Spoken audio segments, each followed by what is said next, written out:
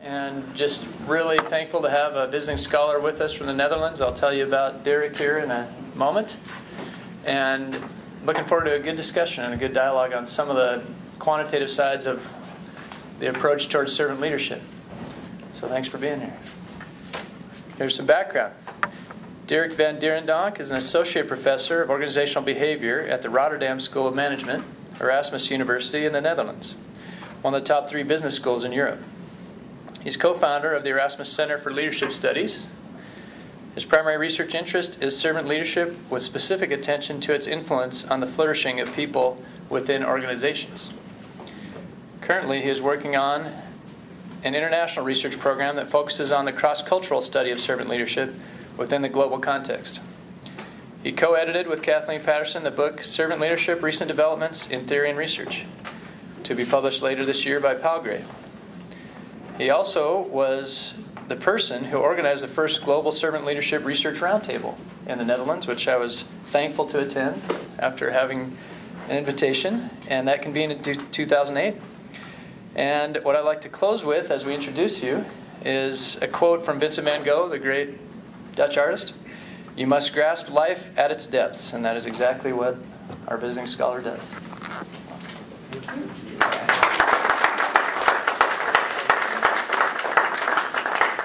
Well, thank you so much for being here at this hour. I don't know if it's a normal hour for you to have a presentation, but well, 5 o'clock, it's almost a full room. Let me see. What I want to try to, I know you do a lot of servant leadership here. I mean, if I think about servant leadership and what things happen within the world, there are like 2 universities that come to mind, and one of them is here at the Gonzaga University. And so I'm sort of assuming that you sort of know what servant leadership is. And now to check out, and also as an introduction to my talk, what sort of my angle is, let me ask you a question. Suppose you are in organizations, we're all in organizations, and you have like the typical servant leader. Would you be able to recognize this person? And if so, what would be key characteristics for you of a servant leader? Anybody? Helping others to succeed. Helping others to succeed, yes. Great listener. Sorry? Listening. Listening. Might not recognize that person right away. Okay, why not? From the standpoint that them being of service in a manner of their, like Kathleen just brought, their listening, that isn't always the person that's in the forefront. Okay. So it may be somebody who's just in the background doing things you won't see him at once. It's really an excellent point, yes. What more do we have for servant leader? I think of it as someone who would be walking around the organization a lot, trying to get involved and to see, not micromanaging, but to see, hear, listen, understand, and be there and be present and be, like, here you are, I can touch you, I can see you, I can talk to you. And that to really be visible, talk to anybody, just not on his office high up, but on the floor, talking to other people.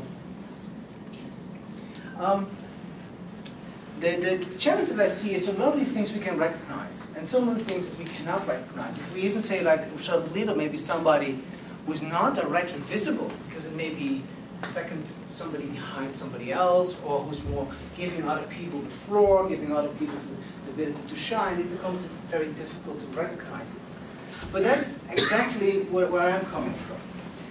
My background is that of a quantitative researcher. And although I'm very much interested in a lot of things, when I put on my sort of like my scientific hat, then I become this person who says, like, things don't exist unless it's p smaller than 0.05, and that's significant. And if it's not, it does not exist. So bear with me. If you are different, if you think I can see where you're coming from, I can understand it, but now you have somebody in front of you who has this hat on. And the reason I think it's valuable, because when I started with the whole servant leadership, getting interested in it, I was reading it, and I liked what I was reading, but I was also getting confused. I was getting confused because my question would be, how do we recognize it? And why do I think it's important to be able to at least agree on that? is that then you can also test all kinds of propositions. And this is my qualitative hat. I just love to say that, okay, if you sort of like propose, if you think that servant leadership leads to more productive organizations, maybe you do, maybe you don't, but it leads to more job satisfaction, to more commitment. If you think that servant leadership leads to growth in the organization, if it leads to other servant leaders, as Brandy says, then to me, you need to be able to measure it. So my whole standpoint when I was reading through this was like, okay, can we measure it? And that was sort of why I started off what I tried to do. What I'm trying to do in this hour and a half I have is to tell you a bit about our approach to measuring it. I won't say it's the only one. I will show the other ones too, at least to give you some idea of how we approach it, to come to a measure of servant leadership, which I will agree to. Beforehand, it doesn't cover the whole thing. I'm very much aware of all the limitations that come with modernistic research. I have colleagues who are postmodernistic, so we have nice discussions there. But I still think it's useful to test things. I think I changed my presentation somewhere 2 days ago, so it's sort of like interesting to see if I still know what it is. I think this is better. Okay, so what is servant leadership? It's not so much what is servant leadership, because most of you have an idea, but what is servant leadership in the context of can we measure it, can we use it when we want to go for surveys, or when we go for other kinds of research designs. I just had 2 nice talks with PhD students who are here, and one of them suggests, why don't you go for an experimental design? But again, you need to know what the key characteristics are of servant leadership, because if you don't, you can never have, like, for example, experimental design. And I will show some empirical evidence. Most of the material is on papers which we have now under review in different journals, which hopefully get published in the upcoming years. Now, the problem with servant leadership and not knowing what we do, this is of course a famous quote if you know the journal, because it's also in this blog in this thing, and I just love this quote. You've held on, he's this keynote speaker in the big servant leadership conference, a yearly conference, and he's just like to there his peers there also in the room, he's just like, you know, you did such a great job. And you know, we all love coming here, and we have no clue what it's about, but we just love what you're doing. And we come back another time, and we hope it becomes clearer. And that same seems to be, I've been to the conference too, I think it was in 2007, and I got the same feeling. It was a lovely conference and lovely people, and it was great, but there was nobody who would tell me what servant leadership was. And we have the same thing in the Netherlands. Nobody ever tells other people what servant leadership is. Because maybe we disagree on that. I think it's not that bad. We can do something. When you see a quote, to me this would be the closest I can find within the writings of Greenleaf, which I would say like a definition of servant leadership. And there are 2 things in this definition. It's about why you become a servant leader, so you do it because you want to serve. And that's sort of like above. This is from the Greenleaf Center, which is there. And then the other one, I won't read the whole thing, because we do this service growth as persons become they more autonomous, more likely themselves to become servants. Now, if you read that quote, I don't even notice it, but the quote is basically to me about 2 parts. That is, this one is how do you become it? This is here. And then what it will lead to, which is here. But my interest is actually in the middle. So what does, if you have this motivation, what do you do? And if you do that, will it lead necessarily to here? So this is where I'm about. And this was my starting point. Because I saw that, this is like, okay. But now I want to go into an organization, and I want to see if I can develop a survey which I can give on people within the organization that they can rate their leaders. So you have a survey which you can use, for example, for upward feedback or 360 degrees feedback or coaching and other programs, which gives some indication how followers see their leaders in terms of servant leadership. And also, of course, to test all kinds of propositions. Now, let me see what I have. I had a master's student about 4 or 5 years ago, and I will just go through all of them. And together we went through the literature, and we did some interviews with people about servant leadership. And these to me there are more about, would be like the key conceptual models that you can find. Of course, the one from Spears is the most famous one. If you ever see anybody writing anything about servant leadership, you will see a quote to Spears, and this is Larry Spears' understanding of what are the key characteristics of servant leadership. Then in 2002, Russell and Stone wrote a very elaborate article in which you have 20 attributes, and we have, which also has been influential, Kathleen Patterson from the Regent University. I put her up there because there was also a measure developed based on her model. So it is influential in that respect. I don't want to go to the whole thing, but just for those of you who don't know it and for whom this is the first time, but also to recognize for the rest of you, what do you see there? Now when I'm looking there, I get sort of like into a sense of what a servant leader is. And at the same time, now I'm having again my scientific hat on, and I look at all these things, and I'm like, this is too much. It seems to be almost anything that you can see like good leadership. So is it really that sort of leadership is that broad, or can we sort of like maybe bring it back to some essential elements? And that was what I was trying to do. So these master's students had the same confusion. In Kahira was her name, and she said, what do we do? So basically what we started, I said, okay, you know what you do? Just put everything on cards. So she came back with a stack of cards, and we had this big table, and then we started to sort things. And that was sort of like the starting point. Now, I'm going to fast forward for the whole thing. Oh, see, that's what you get when you change your presentation. So we had this model. Now I can still make it into a current whole. And I'm just going to do the whole thing. So we also looked at the measures that were available. Now, remember there was like 4 or 5 years ago when we started. So the only thing that were really available were the first 5. These were available. Now, what I thought, like, if servant leadership is such a complicated, at least a concept, this has many things, we should have a multidimensional measure. Sort of like that's my assumption. I want to have a multidimensional measure. So measures which wouldn't hold up multidimensionally, even if they wouldn't be developed at first multidimensionally, they didn't make sense to me, so I just didn't consider them. Now there was a problem with most of the measures out there. I don't know why, but it seems like a developmental sample, and then when it got like tested in another sample, the dimensions did not occur, and you get different dimensions, or you get only less dimensions, so I'm not really satisfied with the whole thing. Now the other 2 were not yet out there. I mean, they're out there now, and I think Sanjaya is not, I don't know if it's publicly available, the Leiden-Doe questionnaire is actually available, and they did actually something similar that we did. So if you want to do research, I mean, honestly, and to say that, check at least the measure art. These 2 are comparable, ours and theirs. And Sanjaya's ones, I have not seen the items, so I don't know exactly what the items are. So anyhow, this is where we were. So now I had these complicated things. They also had different concepts in. If you look at the dimensions, I have the conceptual models, I have the other stuff, and it was really complicated. So what we did, we just decided to start from scratch. We did a pilot study with 120 items, didn't do super well, so we threw away 30 of those items and made some new items. In the end, we had like a core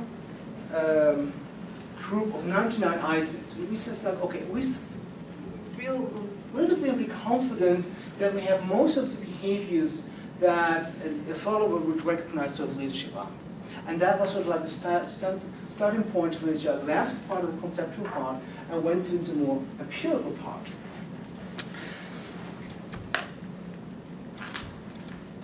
Now, if you had 99 items, and this was 4 years ago, so this was before the whole problems with financial crisis, this was so it was really like, so leadership was difficult to sell. And I had 99 items, I could never tell anything about its quality, it was very difficult to get the data. So there are several master students who did different research studies, and we combined the whole thing. So we went to different studies, and now if you, for those of you who don't know something about this qualitative stuff, you go to different steps. The first step is to take the 99 items, at least I see it, and then go for a factor analysis. Now the factor analysis helps to sort of like see which are the underlying dimensions. And although I had some kind of a conceptual model, I also know that the moment you test that in practice, those dimensions will not hold up. And the other studies show the same thing. If you read the other articles, you will see that most of them start out with a conceptual model and they end up with something different. And ours is not different in that respect. Well, we had about 700 persons, so I won't bother you with all the details. What we did do is to check, first of all, you have some checks in that you need to do to see that the solution that you can find is not just based on chance alone. So there was some chance, some things, and basically our sample was large enough. About 700 persons is enough for what we wanted to do. You have to have a subject to variable ratio, which is 7 to 1, which is really acceptable. Most of your items need to be multivariate normal, and then you have some tests, which I have actually no clue what they're doing, but the values are good. So, you know, this is what literature says. You test them. This is important because I have these 99 items, and for those who have ever done factor analysis is not hard science. If anybody tells you differently, it's not. It's part of it. It's like, okay, what shall I do? Because the problem is with 99 items, you can choose what you want to do. You can choose whether you want to go for 1 factor or 5 or 10, and you know, and then if you throw out some items, you get a different solution. And okay, well, luckily it's not that bad. You have some heuristics that you can use. If you're using a statistical program like SPSS, it'll say like, okay, you can use like an eigenvalue greater than 1. But if you look at the literature, usually you get too many factors. You can also do a screen test. Screen test is this plot about the eigenvalues, and then you have to sort of like look at whether it's sort of like cross, and I always forget what it exactly is, but it's difficult. The best thing to do is a parallel analysis. Now, what is the essence of parallel analysis? The essence is you want to have as many factors that hold up, which really contribute, so that every dimension that you have gives you extra information, right? And not more than that. And you want to have at least as many, and you need to have taken into consideration random. So with everything that you do quantitatively, there is this thing, you can throw a random data set into statistical programs and you will find results. So that's the thing, you have to control for that. And basically that's what parallel analysis is. So you see the 2 lines. This is the data set, and this is 550 random data sets. And basically you cross the 2, and where the two crosses, that's sort of like, well, literature says 95% of the shows you have the number of dimensions which underline those 99 items, which in this case is between 6 and 7. So this analysis tells me that my 99 items, that I can explain most of the variance between probably 6 or maybe 7 dimensions, and I get the core meaning of those 99 items. You still with me? Just think like if you're not used to it, you're sort of like, what's he doing? But okay. Then you got my big learning experience of what factor analysis can do, because you throw things out, you do items in. We did all kinds of solutions, and we looked at things, you looked at patterns, and you go back into your conceptual model. I put in the Barber Papa because of the Barber Papas, and you may remember the Barber Papa is able to sort of twist themselves in all kinds of directions, and that's how they save the world every episode. I think that's sort of like how I felt at a certain moment, because I could twist it, and it seems that the different solutions were. However, that was not totally true, because certain things sort of like come to the front. You go into a different direction, you say like, wait a minute, these dimensions are consistent. These items, again and again, do well. Okay, what's the basic heuristic? The basic heuristic is that you want an item. You remember, I have my 6 dimensions, remember? You have the 99 items. Then you look at what those 99 items do for those 6 dimensions. Well, you want to have an item which is really happy with 1 dimension, so a loading of 0.04, which is not happy with any of the other ones. And all the rest I throw out. Okay, that's what we did. From the 99 items, I was then left with 6 dimensions, 28 items. That's an improvement. I had 2 problems. Because if you do factor analysis, you have to still keep into mind your conceptual model. And my 2 problems was, I had no dimension which I could call humility. And that didn't make sense to me at all. And I had no dimension which was called stewardship, which didn't make sense to me at all either. So we looked again at the items we'd thrown away, and we noticed that these humility items were, to our conception of what we thought humility, but they sort of loaded between 2 other dimensions. So because they were loading in the middle, they were not a known factor. But it did make sense, and we just decided to keep them for now. we looked at the stewardship items and we said like, I think we did not understand stewardship so well, so we reformulated them. So, this is a tricky one. Anyhow, so I have now 39 items. 39 items which I propose to measure 8 dimensions. Yes? Okay. Now, that was my... We had a new sample, civil servants, smaller because I have less items, so I can do with a smaller sample, luckily. And now I do a conformity factor analysis. For those of you who don't know conformity factor analysis, basically it's just like, okay, I have this model, I have the data, I'm presuming this is the model that's underlying the data. Does the data agree with me? And then you get like different values, and I just put the most important ones. This is the confirmed CFI, which needs to be a 0.90 at least. We would love to have a 0.95, but 90 is really what you want. And this one you want to have lower than 0.08. If you have that, you can sort of like really be reasonably sure you have a good fit. Now what you can see, and this is still an old one, in the article I changed it, but the bottom line was that I had to adjust it. I threw out all the items which were not loading well on one dimension. So, I had 39 items, I did my confirmatory factor analysis, I looked at the result, I saw that the fit wasn't high enough, I threw out 9 items that was still cross-loading. For example, items that would be cross-loading in this sample, and a previous sample was definitely out. I mean, this is sort of like, because sometimes some cross-loading can happen in one sample, but not in the other one. That's sort of specific, something which is specific for the one sample. Okay. So, and then I have, and this is the important values to recognize. You can forget about the rest. It's just like, well, I have a good fit. Now, because I'm still hustling with the whole thing, I need to confirm it again. So this goes very fast. We had a new one, and I had the same with the new survey, and I got the same fit. So I was sort of confident, at least for the Dutch sample and for the Dutch version, that I have 8 dimensions that I can use. Now, what are my 8 dimensions? And I will just place them all for... Okay, so as you may imagine, this is also sort of like forming my thinking on servant leadership.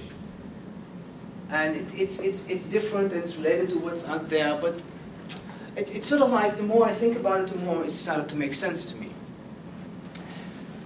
What's essential, of course, is if you look at it, helping other people to grow, helping other people talent. That's the empowerment dimension. That's the one thing that's really important. The accountability dimension is actually for empowering leadership, because it's just like, okay, you can empower persons, but you can also hold them accountable, give them goals, and then say like, okay, how are you doing with your goals? Now, I thought it was important to make that also part of our survey, to not have to do the purely soft leadership, so who only gives like a lot of room and is very nice and lovable, but never tells you, and did you really fulfill your goals? How are you doing? That's important. I mean, an organization needs to go through. It's not just that we are a hugging society, nothing wrong with hugging, but you also have these parts too. The other thing is, that was sort of like, can you recognize them? Standing back and humility, which is important. Standing back is this element of, being willing to facilitate others and then letting others shine. So it's important that they do well. It's not so much important that they recognize me. So that was the point that's important. Humility in our conceptualization is the willingness to learn.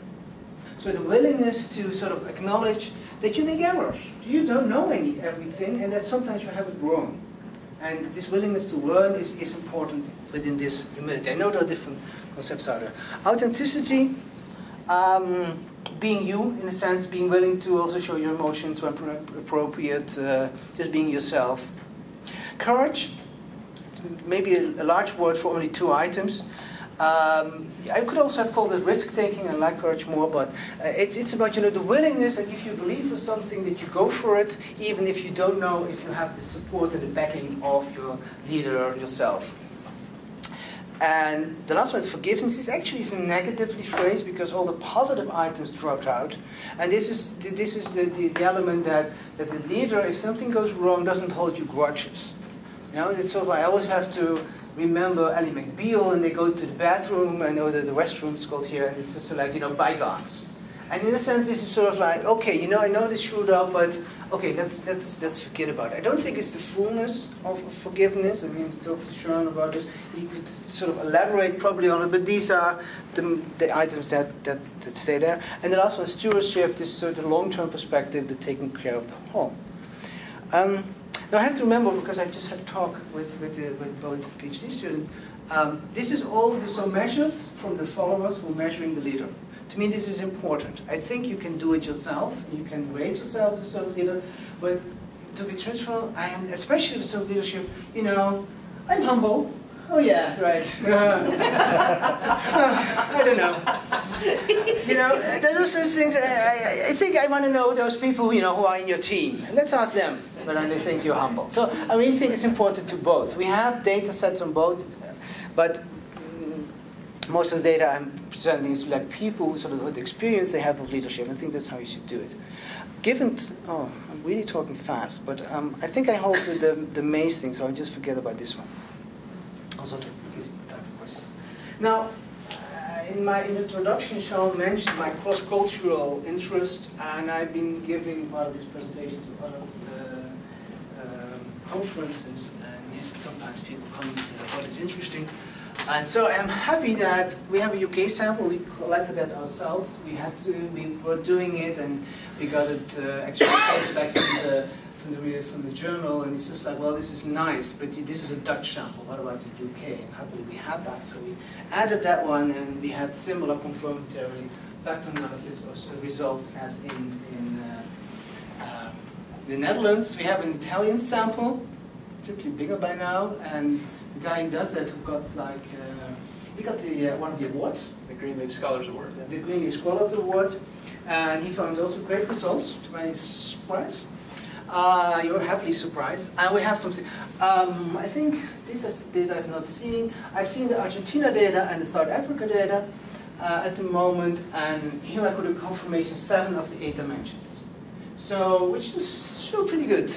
Because I'm sort of like not sure if I can keep all 8 of them, and there's some thinking about that whole thing. But 7 out of 8 would be okay. And there can, of course, be the sample characteristics, or there can be the country characteristics. I'm not really sure. At the moment, I'm trying to collect as much data as I can to.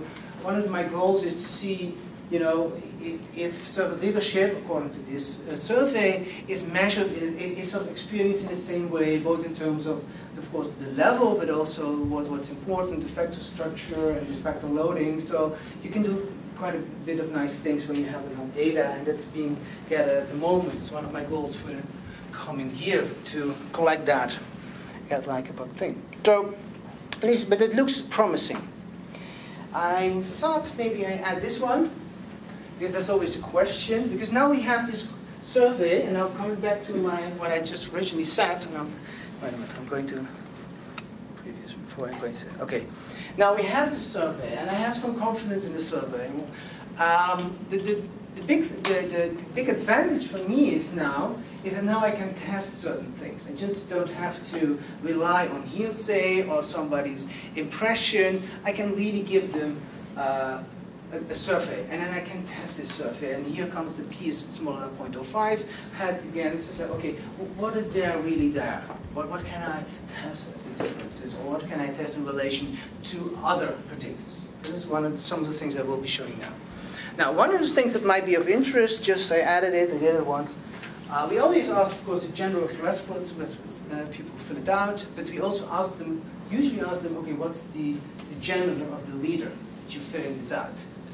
And I was sort of interested whether it made any difference. Well, the gender of the one who fills it out in the Dutch sample, this one's the original 1200 data sample, doesn't make a difference. They see it the same. It also doesn't make a difference whether you have a man rating a woman or a woman rating a man. It doesn't do anything.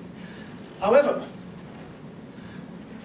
a man and woman are similar when it comes to what I would say more like the leadership aspects, really giving people room, accountable, being encouraged, stewardship, all things feel like what you say oh, this is what the leader does.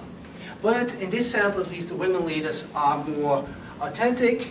They're being seen as more authentic. They're being experienced as more humble and more willing to step up. And it, to me, makes perfect sense. If you look at other meta-analysis to transformational leadership, you see similar aspects. Usually women in leadership positions are experienced as a bit more sort of like person, emotionally, not emotionally in a negative sense, but more like as a person oriented. And so, to me, it makes sense. The differences are not that big, but they're there. Now, and this is in something else, because now the question comes, and I apologize for all the correlation, I just will pick out the main ones. One of the things you will get, what I get when I send it to a journal, is that, okay, we have servant leadership, but we have all those other leadership styles. Is it really something new? I think it's a good question. It's also sometimes a little bit a difficult question to answer, because there are reasons to say that servant leadership has validity like that. But at least to give you some clue of what it does. Now, this is a one-dimensional measure. So there's somebody else who develops a servant leadership measure, and then you say, like, okay, how does that correlate with our measure? And then what you can see is that empowerment, humility, authenticity, and standing back are highly correlated.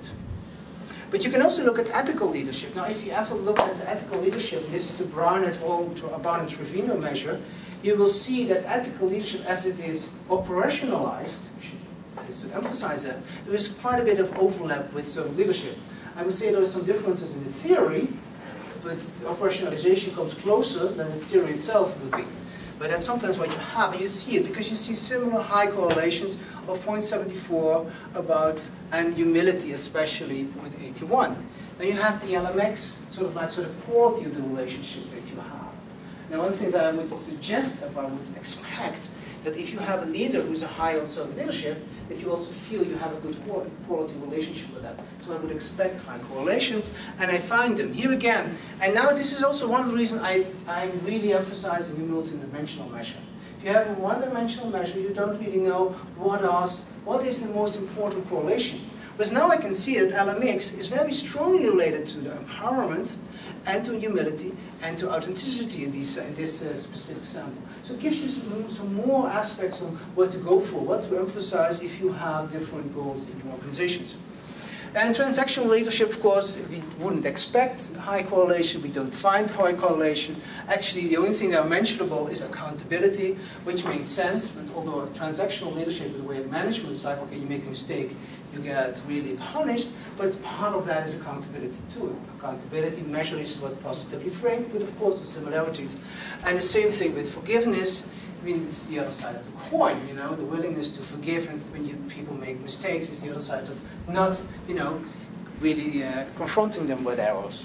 So in a sense, it's the same thing, although others may say it's different. I will just skip over this one, because it's too much data, because I want to spend a little bit of time on this one. I think this is more important. What do you see? Again, a lot of numbers.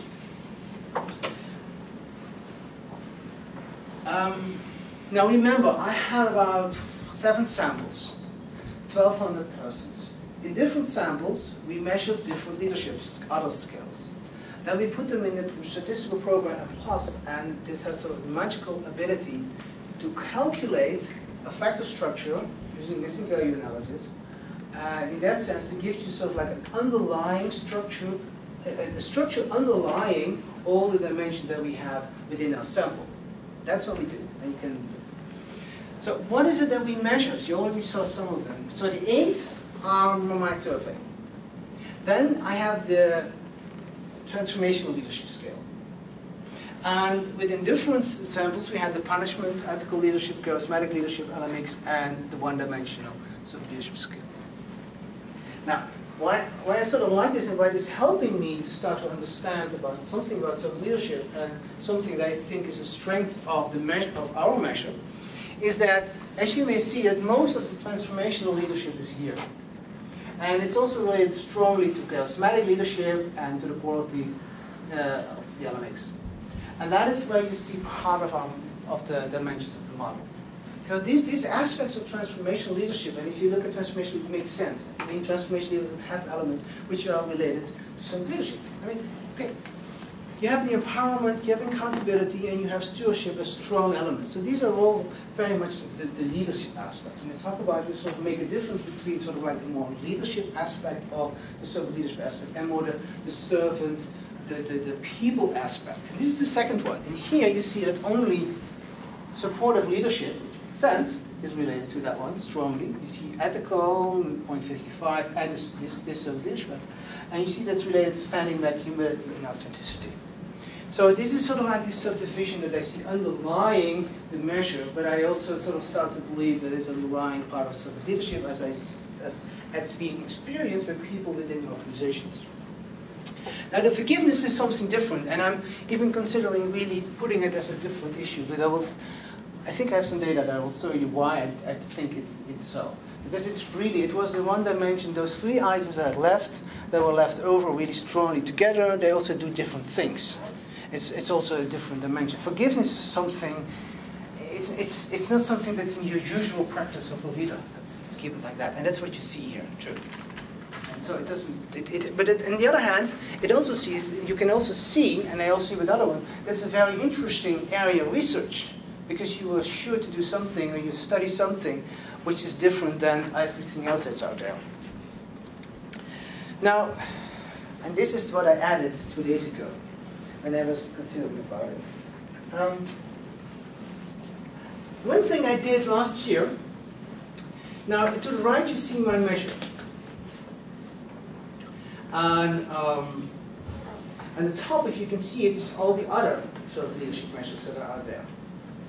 Now, the thing that I try to do is to say, okay, if I have all those measures, and all those measures have different dimensions, and they have different terms for the different dimensions, and they come at it from the same literature, but they find different solutions, can I come up with something which may or may not confirm my own model? It reasonably does, so that makes me happy, but it also makes me having a better understanding of the different dimensions. So I realize this is something you shouldn't do really for a presentation, but I still want to do it because I know so many of you are working with servant leadership. This is part of a review, and I hope it gets accepted within a few weeks. But this is my measure, as you can see. This is what I would sort of like is my understanding of servant leadership. That's why I said like, okay, maybe 8, maybe different, maybe 6, and I was looking at it, and I sort of think like, okay, what am I looking at the other dimensions? And I was also going back to Laub 99. If you remember, for those who served leadership, Laub was actually the first dissertation.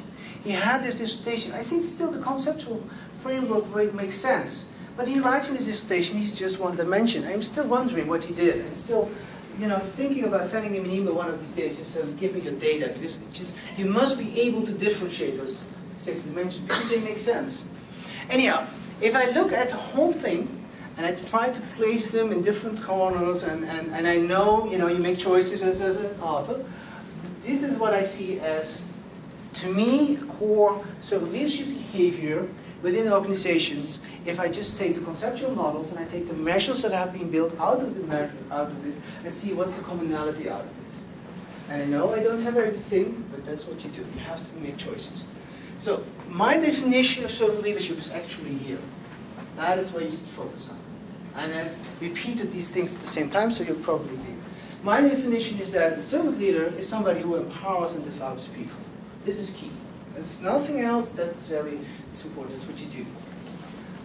Then he's about humility. Humility is, in terms of my measure, would be both learning as well as the willingness to stand up. You can see it in other things. So he shares leadership, altruistic, humility. This humility comes back many, many times. So I'm very happy I kept it, although I did it throughout the whole process.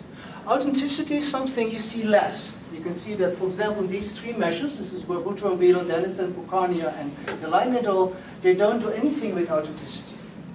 So you could say that's maybe a lesser dimension, but to me this is also helpful if you want to choose a measure to what you want to measure. Then this table, hopefully, that is the point I'm making when I'm adding it to this paper, is like, okay, I may have most confidence, I may like my own measure, but this can help you choose what you may be wanting to focus on in your research.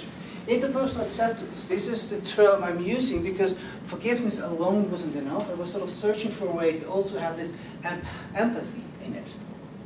You may have asked it otherwise, because usually I get this question, what did you do with empathy? We had empathy items in it, but they just dropped out of the whole factual analysis stuff. I still think something is important conceptually to have it somewhere. And you can see this emotional healing. It's the love, the acceptance part. So I'm calling this interpersonal acceptance.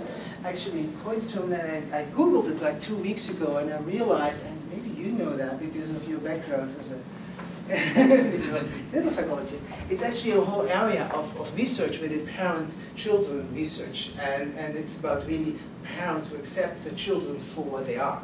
And I sort of like that. It's not good.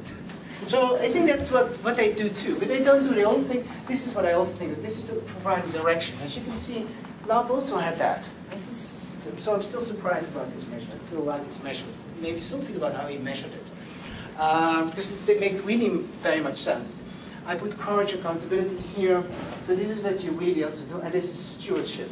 And you can see, for example, Lau talks about building community. This is the organization stewardship with wisdom here, creating value for the community ethically, and I put my own stewardship on it. So, my starting point at the moment, and hopefully by the grace of the editor, will be published, would be to say like, okay, these are to me my key characteristic for the thing. Now remember, I started with the quote, you know.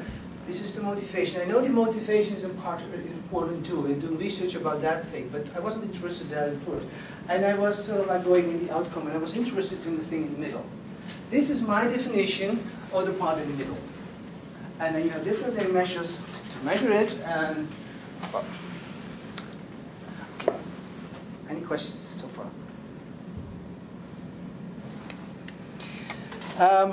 Then I'll show you some data, because now you have one thing we did. We had our measure, and now we wanted to see whether it's correlated to things we want it to be correlated to.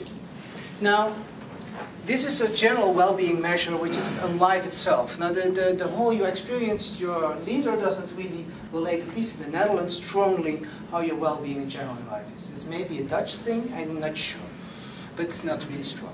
It's the same with vitality, because it's also generally.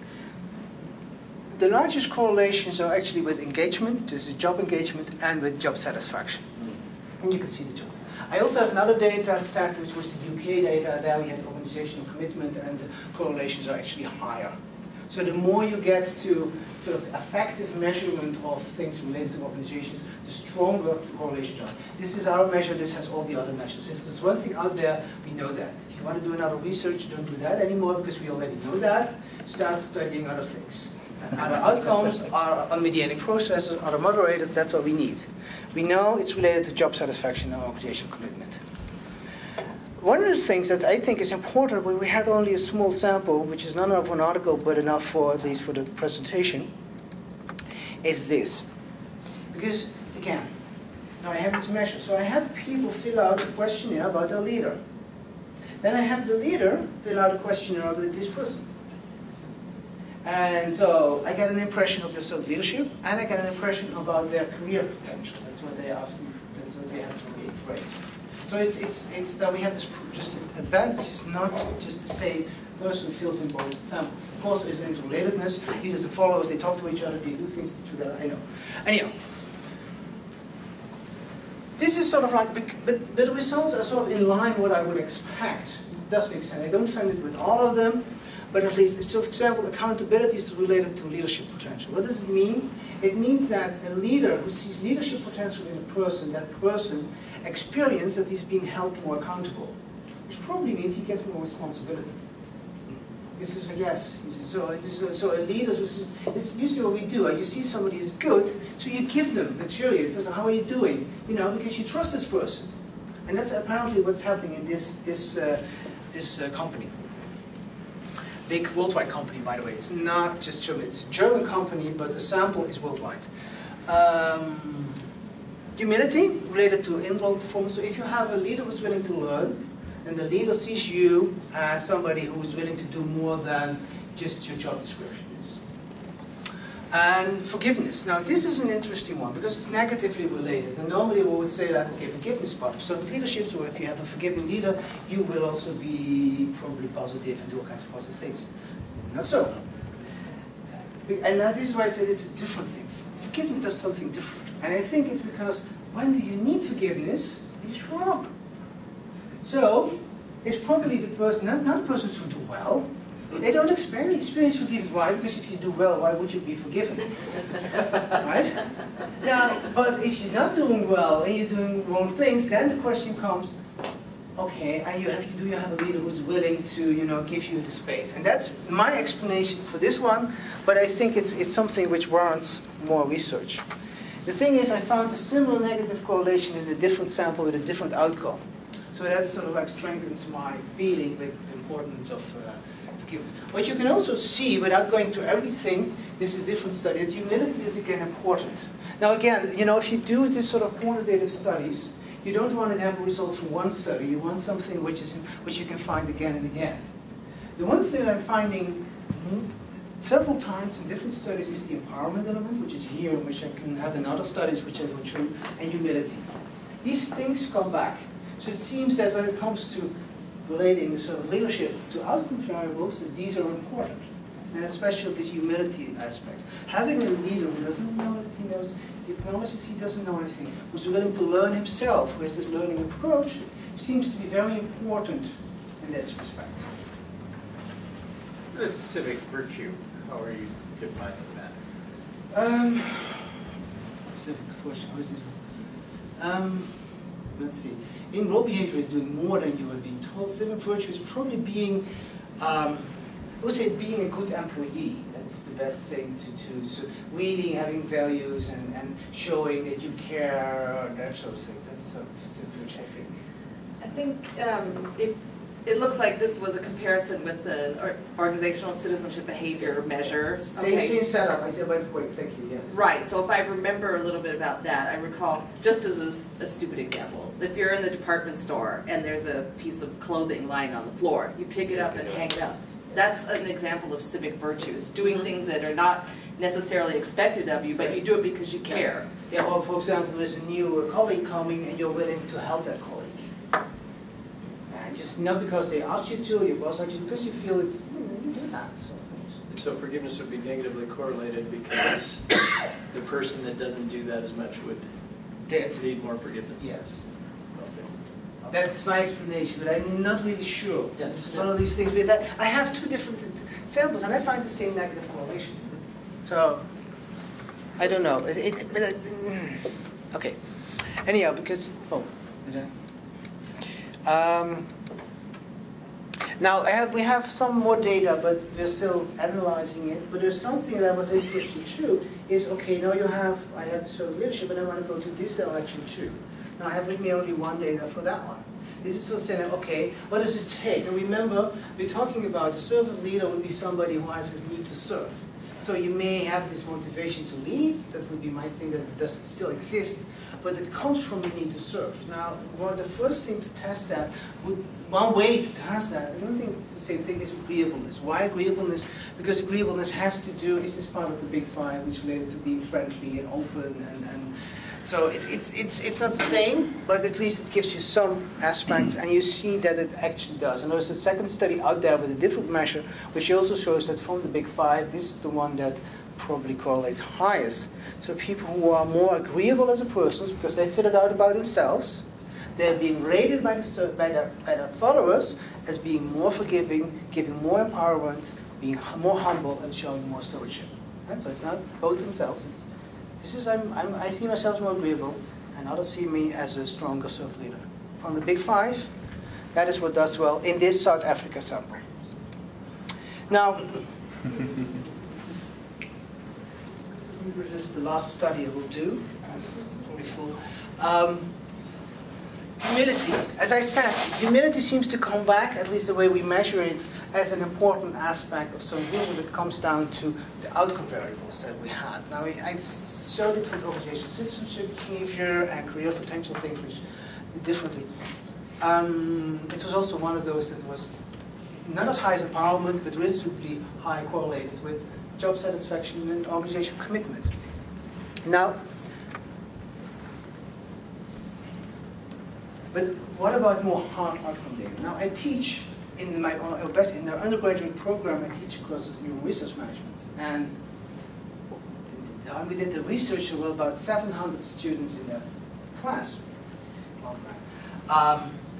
Now, one of the things I do with that is a 2-week simulation management game. We have a specific one for HRM. I defined those 600-700 students into teams of 4. And on Monday morning, 9 o'clock or something, I tell you, they gather all in a big lecture hall, and I tell them this is what we're going to do. For the next 2 weeks, you have 8 decision points. You get to make a decision today before 5. And oh yeah, by the way, you also have to make an own business plan, and you have about 4 or 5 hours to do so and figure it out yourself. And oh yeah, you're part of 4. They know that. They can, you know, say like, I want to work with this and this person. If they don't, we tell them with whom to work. And I tell them, well, you are a self-arrangement team. So, you know, figure out how you organize it. The only thing I'm interested in is I want your decisions by 5 o'clock and every time. So that's it. That's the only hard thing I'm telling you. And the rest, it's up to you.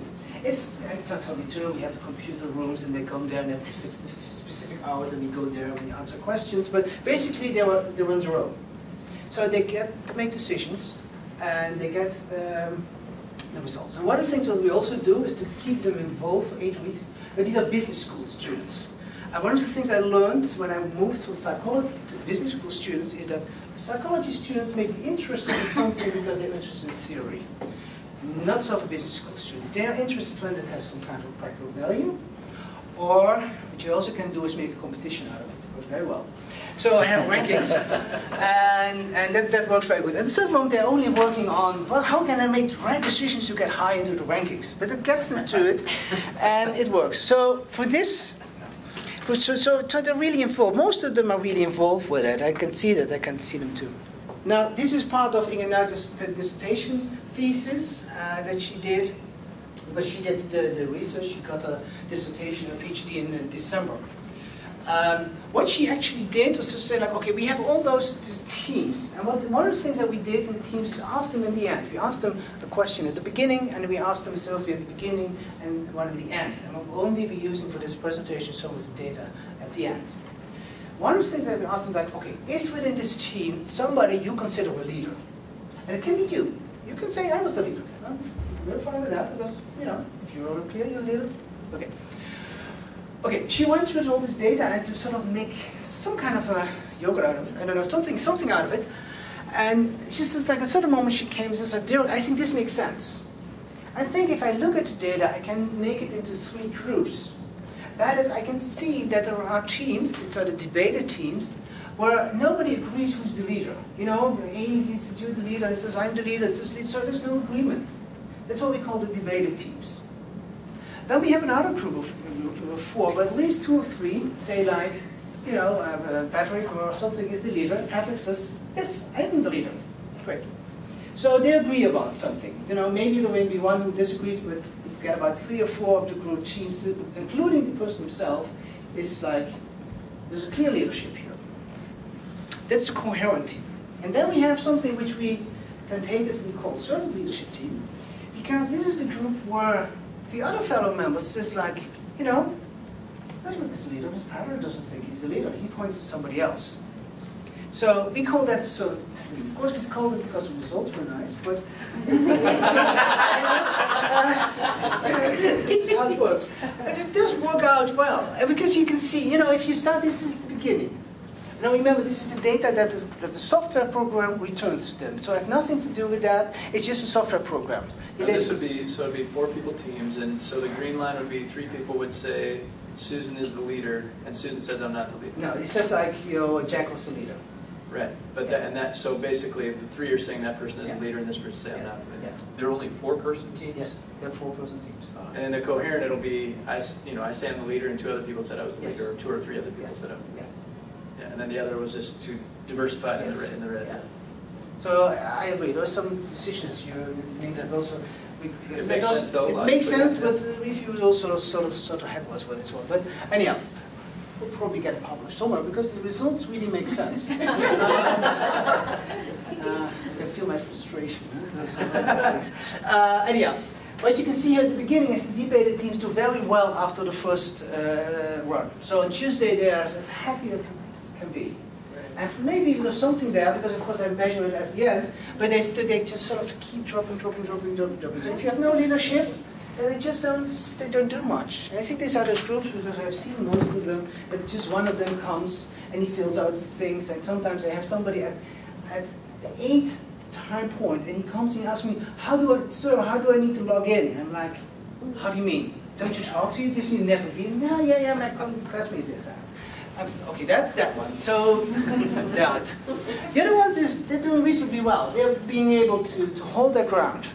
But the ones that do best is actually some leadership teams.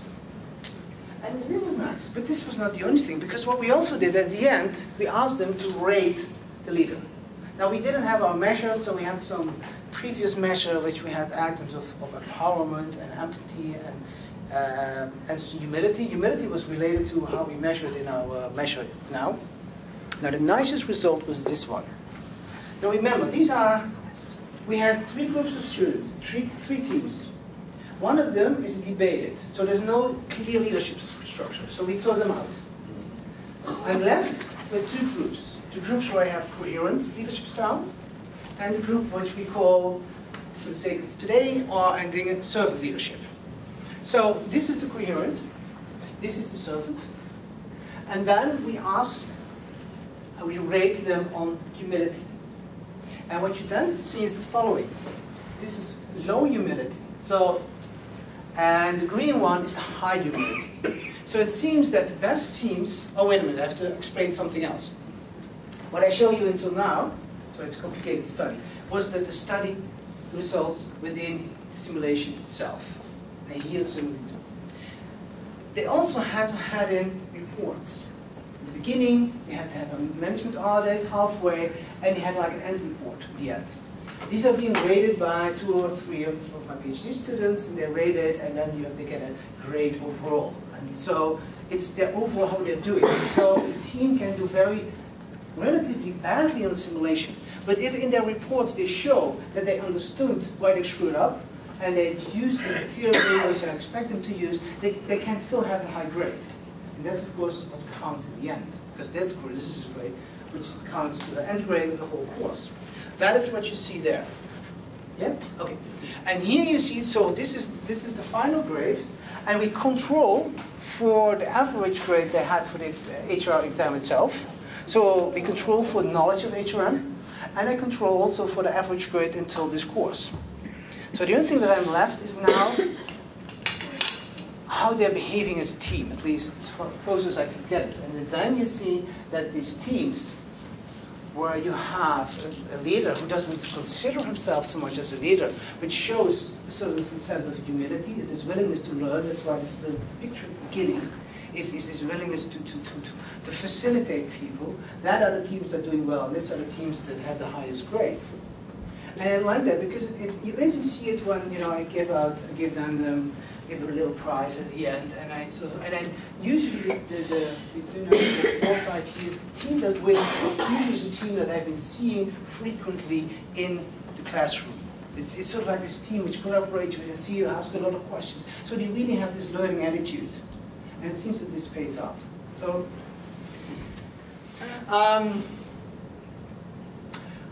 This is my. Did I have another one? Or no? Oh yeah. So. Just to acknowledge what I do, of course, the presentation itself is part of, especially this table is part of this paper. It's in the back. Then there is the measure. Most important thing is part of my collaboration with PhD students applying United. A lot of nice work. And also the last one, the power of servant leadership. That's her really important part of her dissertation, what I showed with the teams. And of course, this has nothing to do with the presentation, but I want to mention it anyway, is that Kathleen Patterson from the Regent University and myself have a book coming out, and it's volume actually, shown as one of our authors, which we feel if we have tried to combine most of the people who are doing something in servant leadership and give their insights, so that in one book, if you read that, you get a good, coherent sense of the current thinking of servant leadership. What's our goal? To what extent we have succeeded for that is for you to figure out, hopefully, if you read it. That was my presentation. Any questions? Actually, if we could reel it back a little bit. Yes. To, How far? How far? Really well.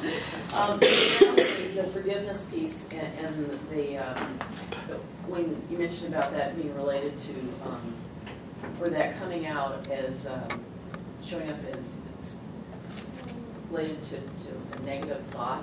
Yeah. For example, what was coming to mind for me is when a leader is able to, someone in that, I guess you could say, in that, I'm thinking informal, formal leader, lots of my mind right now. Say you're in a position that's called leader, okay? And you fire someone. And it isn't, and that could be considered negative. And it's like when that's, when that firing process is decided before the person's told to fire, and the leader's looking at what is the best way I can serve this company, and what is the best way I can serve that person, and sometimes it is firing. And because everybody gets helped on their way, even though at the time when, and this all, it depends on the lens, the framing, how it's laid out to this person that's being shown the door, you could say. Because they may see, if they're able to step back far enough, even in this economy in the United States, they can see that it may be a gift, but they may not immediately. And so that's where I was when I was thinking forgiveness negatively related to social relations. I mean, I see that right there, because it's like, and sometimes, and I'm speaking a little bit from personal experience, when asking somebody, do you want to even be here? Do you want to be in this company? And when they say, when they're honest, they say, no, or they'll say yes, and then these are the options, which, whoa, are those really my options? But once again, it's that piece of forgiveness that maybe it's time for them to go, and maybe where you're helping them is, I mean, there's that piece in there. So maybe you could elaborate your thoughts on that. I would say you address a different perspective of forgiveness, because here's the forgiveness of the follower, in a sense, right, towards the leader being wrongdoing. This is different because this is the leader who shows a forgiving attitude towards people within his team. So it's differently. The only thing that comes to mind is that for people it would be important to be treated fairly in this context. If you look at downsizing literature, there's a lot of course, research which has to do with survivors, but also if you look at, there are some studies which really focus on the victims, and they also for them that it's a fair procedure, and that the whole thing is fairly done in all kinds of ways that you think about, really makes a big difference to what extent they feel positive towards, you can feel that towards the organization. Right. And that's the most thing that comes to mind at the moment. So that would be a big emphasis.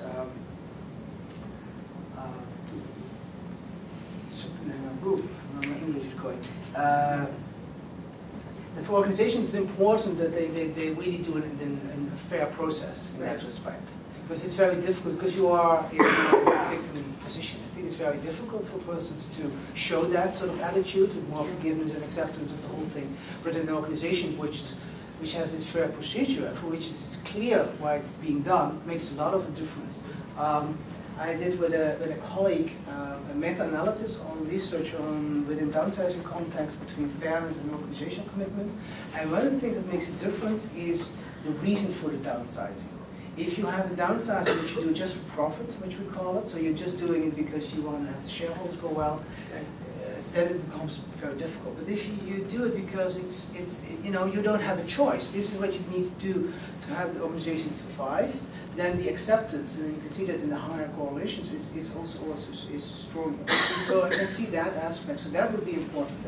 And I think that's a lot of things that an organization can do, or leaders can do, in helping people with that. But again, I would say that the responsibility comes from the leadership from the organization to have the guts Right, to absolutely. do that. But Absolutely. I think it's very scary Yeah, for most people. because I would think with your other, and I'll let somebody else speak to things. Because what was coming to mind for me is that forgiveness in the frame I mentioned, that has to do with the other items there, the authenticity and the accountability. And I mean, those underpinnings go into making a decision like that. And even though the one hopes when making that kind of a decision for someone else in their life, and in a sense, the implications there that it really does work out for the best for them and for the company or whatever. But it's like making a wrong choice and going, okay, and it involves this person's life. Where do we go from here? Yes. I had a question about a specific slide, so maybe you can find it. It had 4 columns, and it had your dimensions in the first column, and then 3 columns labeled Roman numeral 1, Roman numeral 2, and Roman numeral 3, and then some data. Oh, I think probably this one. This one, I think. Yes, the underlying structure. Yes. Okay. Yes. I didn't quite understand the 3 columns, and what I remember you saying was that column 1 had that these were like the leadership dimensions, and then the other stuff, like forgiveness was in the 3rd column, so you weren't really sure about that. Could you explain a little bit more about how this is organized and what these 3 columns mean? Okay, so this is what's called the second order fractal analysis. These are not the item scores, so these are the average mean scores of the scales. So instead of working with the items, we work with the average scale scores. And then what you do is you look, or you statistically, you search for patterns underlying those 18 scales. So what is it can we sort of like say like, okay, this is a pattern which sort of like, so you have those 18 scales here, and then you have underlying there above, and that's why you want to pictures, you have underlying dimensions which sort of like explain part of they have the commonalities that these 8 are having in common. Mm-hmm. That's what you do. So you get different solutions, of course, if you have different scales. And why I'm calling this, so this is the one dimension which is more strongly, because most of the leadership scales load on that scale, one way or the other, especially the more traditional one. I mean, these ones are all out there, it's strongly related to this one, transformational, and 4 out of the 8 of my measure. Right. So But the, all correlated either positively like they should be or negatively like they should be. Yes. Yeah.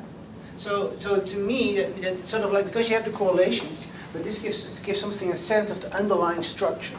And given that it's so strongly, especially the transformation leadership, charismatic leadership, the quality of the relationship in terms of dynamics, I call this within, a leadership element in that sense is that it's the most strongly than this one, these ones, this is like a direction that you give it. Because even if you're empowering people, usually you do that in a certain sense of, providing opportunities, you have certain, if you give them encouragement on their talent, but usually you already have like an idea of what their talents are. So it's still something you do as leaders, an active leadership aspect. And that's also with the stewardship, because stewardship has also to do with long-term perspective having. It's one of the items is, does the leader have a long-term perspective? So all these things are very much, that's why I'm calling this more like the leadership aspect. That's why they're related to it, you can see.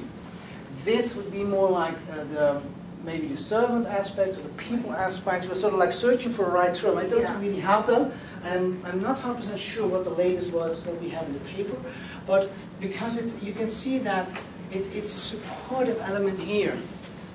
And this ethical leadership divides in 2, which makes sense if you look at the items of servant ethical leadership, that's what I say, operationalizing is more overlap. Mm-hmm. The servant, if you look at the items of Earhart, which is in servant leadership, one-dimensional 15 items measure, it also measures here because it's very much about this people perspective. It's about not so much in a directional way, but allowing for people, and in my sense, it's like the standard of authenticity. So it's less of what you do, but more of who you are. right. the thing that jumped out at me when I saw these 3 columns and the way they were organized was that the 3 dimensions that were in your 8 themes that ended up in column 2 were the 3 that were more strongly associated with women in the slide you had on gender. Yes. Yes. So that, I guess that's one of the reasons why I needed a little more clarity to kind of understand what those 3 columns meant. So in that sense, you would be an acknowledgement that these Dutch women leaders, at least, are stronger in self leadership. Yes, that's what you're going to happy to.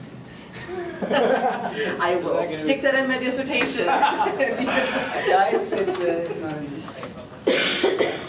Yeah. Yes. Thank you. I had 2 questions. One was pretty technical and the other sort of philosophical. The first one is, did you do any control work for positional authority within different organizational structures? In other words, if you got somebody who's a line staff and they're evaluating somebody 5 levels up as a CEO versus somebody who is a very flat organization, or you're looking at chairman of the board evaluating the people below them. Yeah, you are definitely right. We didn't. I didn't do the only thing that I have is because I used different samples. It's sort of like little, so I don't think it's sort of like a general suggestion of leadership in all kinds of positions. But yes. Is your thought that would change? I would definitely think it would change things because it makes it's different. If you are more on CEO level, you are much more strategically oriented, whereas if you are on team level, you have to be more hands-on. Right. So and anything in between. So yes, it would make a difference, and that would be. I think there's a general criticism that you can have to leadership literature in general, is that it doesn't take that enough into account. Yeah. It's there in consulting, and they'll use it. But if you look at a lot of leadership literature, and leadership is no exception. It doesn't really differentiate that enough. Yeah. That would be one area of research that would be very important. Yeah, there is now some coming research on top management teams specifically. So it seems that we're getting there, but it will be a few years. And my philosophical question was. I like the way you talked about the 3 lumps of the person, the behavior, and the outcome, and when you put your very impressive quantitative researcher hat on in the middle there, and how that plays out. But I'm wondering, isn't the assumption that there's some linear relationship between the person, the behavior, and the outcome problematic? I mean, maybe I'm too far out there. No, why problematic? Because I think that a lot of leadership behaviors could very well fit into this structure and not get particular outcomes. To correlate specific personality traits with specific leadership behaviors, correlating directly to outcomes, to me seems like a stretch a lot of times. I could be wrong, I don't know. Yeah, meaning like if someone has these maybe the main 15 here that we think would get good outcomes, it may not equate to good outcomes. Exactly. I mean, what I'm thinking about is, okay, take somebody who's got the personality traits that are strongly correlated. We talked a little bit about that to some of these, and who exhibits these behaviors, and put them into an entirely different leadership context. They could blow up. They could be rated completely differently. And I'm wondering that connection between those things. And again, it might be too far out there. No, it's definitely. There is really little research, for example, leadership in context. And the context is again something it seems so critical to me. But I do know that there is one area that's exploding at the moment, is the leadership area.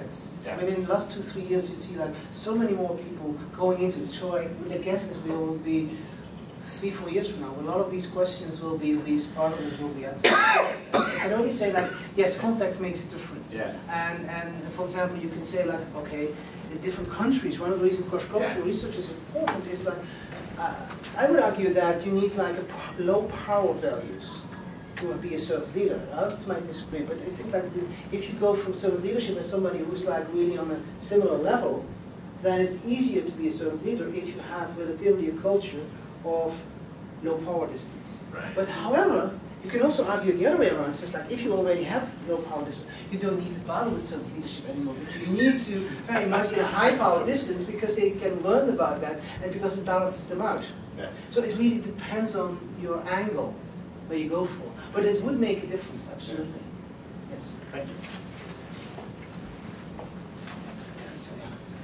I think you mentioned a little bit when you talked about stewardship, but I was curious how the concept of foresight or creating vision or direction for the people that you're leading, if that was one of the things that you measured within this.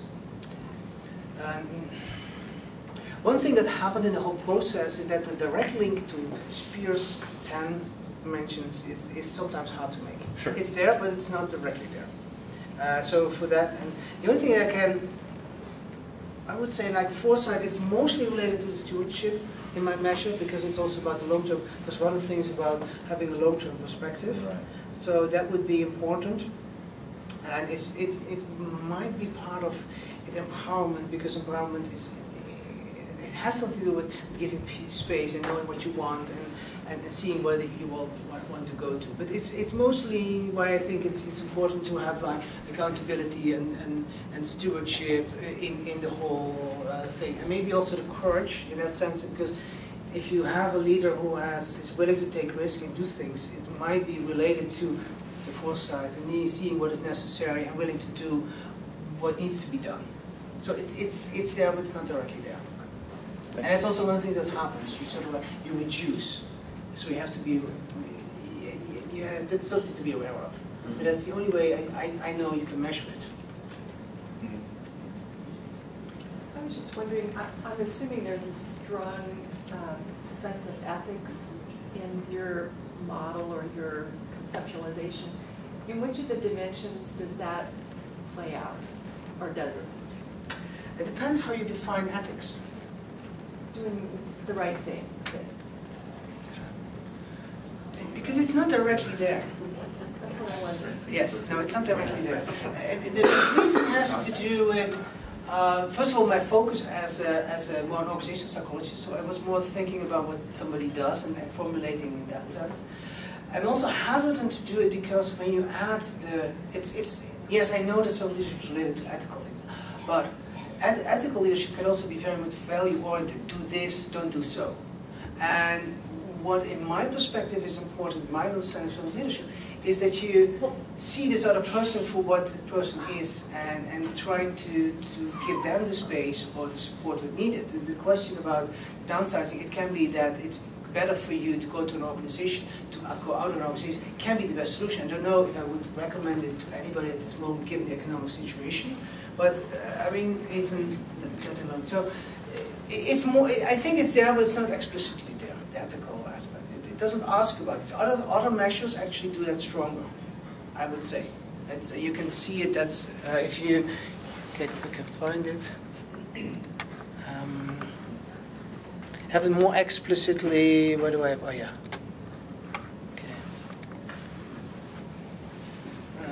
For example, Leiden has this morality stronger in it, and also this is Leiden and Sanjaya. They both have a stronger aspect of the ethical part, really, as a few items in it. So really, it has to do with the more normative character, which I sort of feel is an ethical leadership. Or you have also ways of defining ethical leadership, which comes closer to sort of leadership again. But that's also an area that's developing, I know, very fast. One of my colleagues is a professor of ethical behavior. Well, I think particularly in the current environment when we've had so many sort of ethical meltdowns, if you will, yes, from what's happened in our country to around the world, that when we look at positive forms of leadership, that would be so important to look at that as a strong aspect of serving others for their. Well, one argument would be that servant leadership is an element of ethical leadership, just because the way you define it. Because we still have a prime minister who said a few years ago we need more norms and values, and then several of us says like, which norms and values? And it makes it very difficult. That's also where I think when you talk about ethical, then you talk about values, but which values? And I think that here in the U.S., Democrat values are probably very difficult for Republican values. Do they see ethics in the same way? I don't know.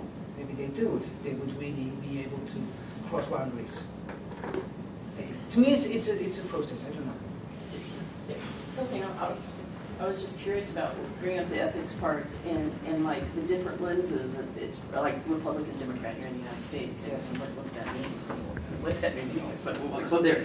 But what I was going to say, can't you tell my politics shows up? But at any rate, but what I was thinking of is that, and I'm thinking right now about something that's happening, and that's the oil spill in the Gulf. Yeah. And it's like what happened with Katrina, what happened at 9/11 here in the United States. And does it take? I mean, what I'm wondering is it human nature again? What does that mean? But does it take such a catastrophe to unite people for some type of ethical peace, to do the right thing, whatever that right thing is, regardless if you call yourself a Democrat or Republican, or politically an independent or whatever? Does it take a disaster that's so that has such a catastrophe? I mean, I just was thinking about that. What kind of leadership happens there? Apparently, I think that these are questions also that goes further than my measure, which is this is very discussion. But apparently it does. I mean, with all the problems, the United States is still the most important. Well, China is going there, but it's a very important player in the world scene. So what they're doing, I don't know. Apparently we need that. I don't know. But to me, when I'm on my thought philosophically, I think that everything that happens is sort of like an opportunity and a choice. Right. And the choices after 9/11 are from I don't know. And the choices for the go for again, you see these things and you have a crossroad to go to, and you say like, okay, do we need that to do that? Apparently, as human race, we do. Because it also provides opportunities. I love to look at, now I'm going off way, but I love to look at movies from the Second World War. And what I always see there is, it's so amazing. And one of the things like, the English Patients, for example, gives us the problem most of you have seen the English Patients. Well, the English Patient starts in the 30s. So you get this feel for the 30s, and then slowly you go into the war, and then it comes out of the war. And the world has changed. And this is one of those movies that so clearly, to me, I see that the Second World War was something that had changed the world. And I am so confident, so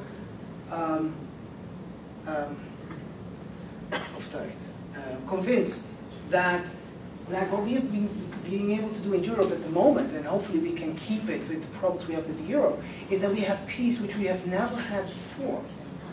And why? Probably because first we had 2 world wars, or 2 big wars fought on our soil. And then at a certain moment we said, okay, now we have enough. We are done with wars. We want to have peace. And we have more peace than we have had since the Roman Empire. That far back, and now we have no. And so I hope we can keep this for longer. So we have a sort of prosperity there, which is, for us, is very unusual. And it took, to my perspective, the Second World War, because you could see that this whole consciousness of the world changed. It's so different. 5 years World War, and it is so different. And it's one of the movies that always, I can see that, and it surprises me every time I see it. So yes, we need it. And so 9/11 has changed the world. Oh yeah. For that, I'm not sure whether it's in the right direction, but it changed the world. Yeah. So, thank you. Thank you, everybody. And in closing, we'd like to give some gifts on behalf of Gonzaga University and also our doctoral program. Thank you for being here, Derek. My pleasure. Appreciate everybody coming. Yeah.